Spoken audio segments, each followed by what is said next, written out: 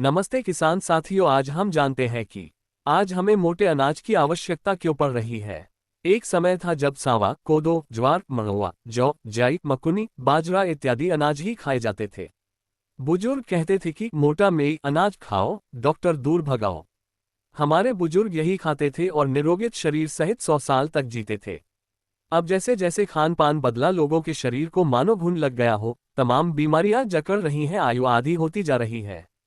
बुढ़ाकर अपनी आयु पूरी करके तो किसी की मृत्यु ही नहीं होती है, बल्कि heart attack, cancer, brain haemorrhage, sugar जैसी बीमारियों से अकाल मृत्यु हो रही है।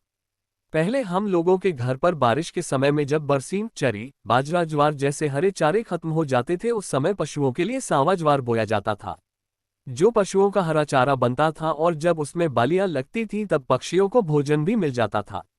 माँ कुछ सांवा बचा लेती थी ताकि अगले वर्ष बीज के काम आए, और कभी कभी जब ज्यादा बीज से अधिक हो जाता था तब उसका चावल बनाती थी। कच्चे चावल को दूध में भिगोकर खाते थे, बहुत मीठा और स्वादिष्ट लगता था। मेरी माँ बताती थी कि कोदो की दो प्रजाति होती थी, एक अच्छी होती थी और एक में नशा होता था। मड़ुआ, जिसे अब सब रागी कहते हैं, इसकी रोटी बनती थी। पहाड़ों में अब भी इसकी रोटी खाई जाती है, वहाँ इसे झंगोरा कहते हैं। गेहूं आटे संग मिलाकर बनाते हैं तो उसे राली रोटी कहते हैं।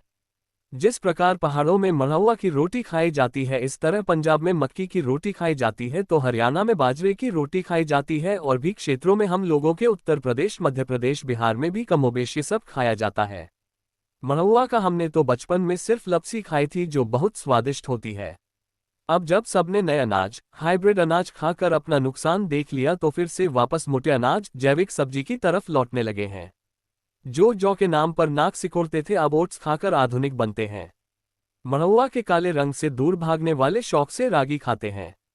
आज भी अनाज वही है, बस नाम अंग्रेजी हो गया है और प्रयोग आधुनिक हो गया है। अगर वीडियो अच्छा लगे तो लाइक और शेयर जरूर करें।